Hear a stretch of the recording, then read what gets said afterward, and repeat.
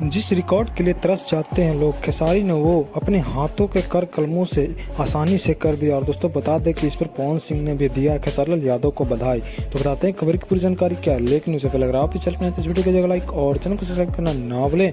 दोस्तों आप लोग को बता दें खेसारी लाल यादव जो कि इन दिनों संघर्ष 2 को लेकर चर्चे में बने हुए हैं। और दोस्तों वहीं पर दूसरी फिल्म आ रही है पवन सिंह की जो कि हर हर गंगे।